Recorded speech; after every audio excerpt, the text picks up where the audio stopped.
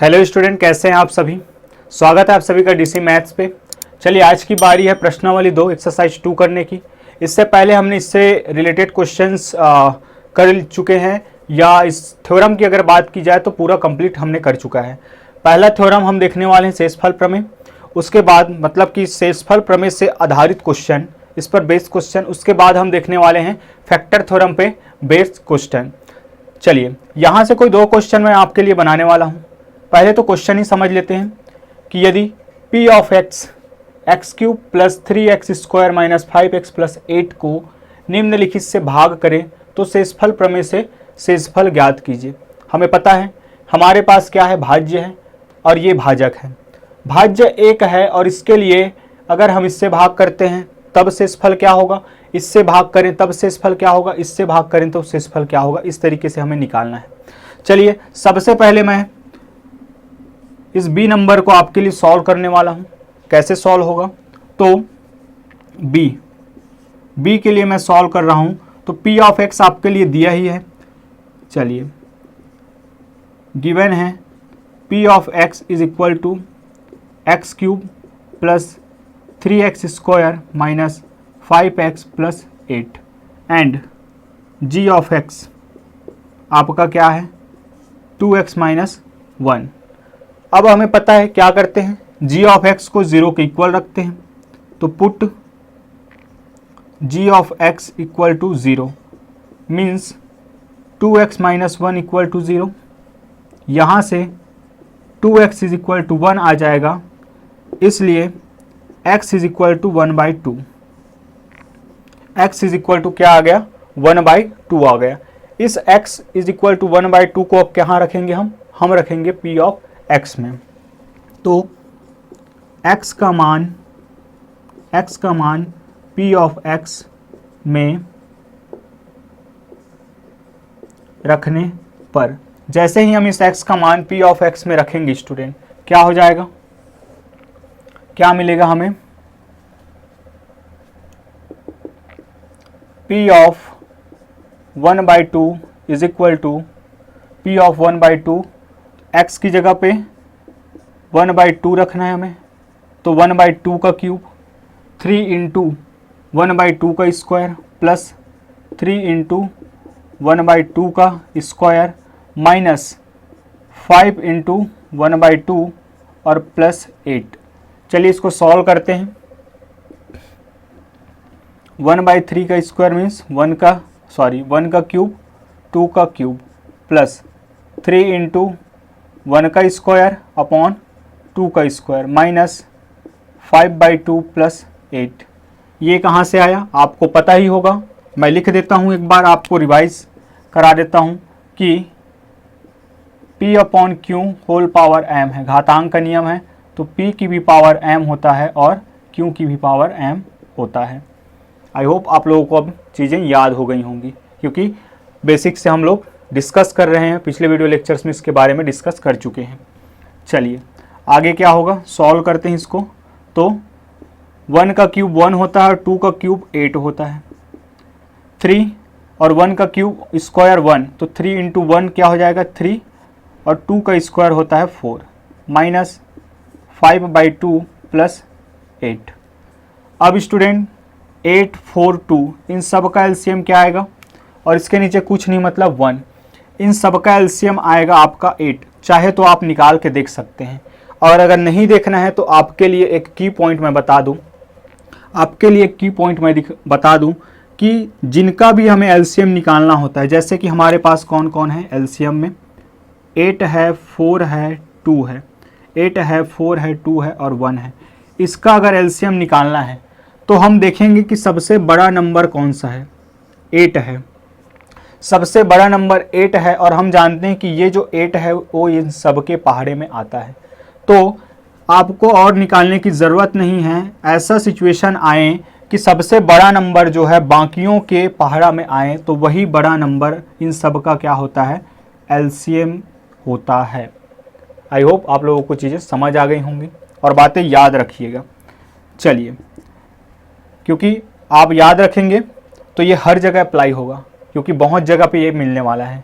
चलिए तो एलसीएम आएगा आपका 8, 8 से 8 को डिवाइड करेंगे तो 8 आएगा, और सॉरी 8 से 8 को डिवाइड करेंगे तो 1 आएगा, और 1 का अगर 1 से मल्टीप्लाई करेंगे तो 1, प्लस साइन को एक बार चेक कर लेते हैं, क्योंकि अगर साइन गड़बड़ तो पूरा मामला गड़बड़ हो जाएगा।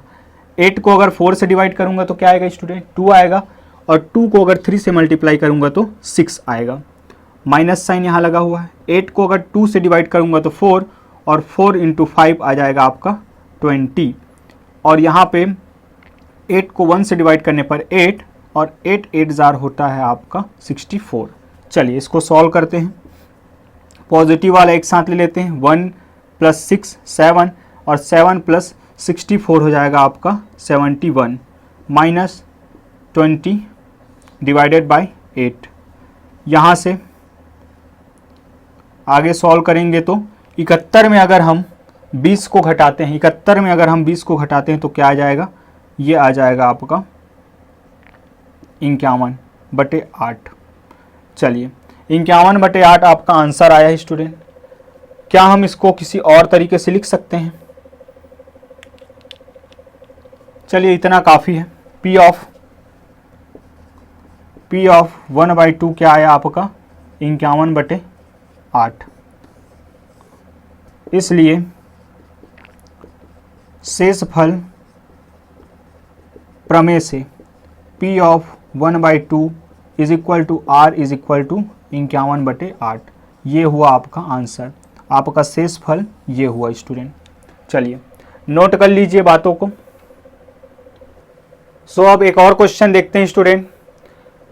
अब बी नंबर के बाद मैं आपके लिए सॉल्व करने वाला हूँ डी नंबर को, और ये जो ए है वो आपके लिए होमवर्क रहेगा, और सॉल्व करने के बाद dcmaths22@gmail.com पर भेजना ना भूलें, या हमें कमेंट पर भी इसको सॉल्व करके या आंसर हमें बता सकते हैं। चलिए तो गिवन डेटा हमारे पास p ऑफ x वही रहने वाला है, बस g ऑफ x अर्थात भाजक हमारा बदल जाएगा, भाग करने वाला जो डिवाइजर है वो हमारा बदल जाएगा। तो चलिए क्या करना है, फिर से g ऑफ x को क्या रखने पर, पुट g ऑफ x अर्थात x + 1/3 = 0 डायरेक्ट कर रहा हूँ। तो यहाँ से x इज इक्वल टू क्या हो जाएगा, -1/3, -1/3 हो जाएगा। x का मान p ऑफ x में रखने पर, और जैसे ही हम रखेंगे तो क्या मिलेगा हमें, therefore p of -1/3 x³ means -1/3 का क्यूब प्लस 3 x² मीन्स -1/3 का स्क्वायर -5 -1/3 + 8। चलिए आगे बढ़ते हैं। आगे अगर सॉल्व करें तो ये नियम तो आपको पता हो गया, तो यहाँ पे आ जाएगा -1 का क्यूब और 3 का क्यूब प्लस 3 इंटू -1 का स्क्वायर 3 का स्क्वायर, -1 का स्क्वायर और 3 का स्क्वायर -5। ये माइनस और ये माइनस आपस में गुणा होकर प्लस कर देगा इसको, और ये आ जाएगा 1/3 + 8। आगे बढ़ते हैं स्टूडेंट। -1 की घात 3, और 3 क्या है, 3 एक विषम संख्या है। तो विषम संख्या होने पर जब कभी भी -1 की घात एक विषम संख्या हो तो क्या आता है स्टूडेंट, आपका -1 ही आता है। तो -1 और 3 का क्यूब, 3 का क्यूब होता है आपका 27, 3 इंटू 3 इंटू 3 ये हो गया 9 इंटू 3 बराबर 27। तो यहाँ आ जाएगा आपका 27 प्लस, यहाँ पे प्लस और ये रहा माइनस।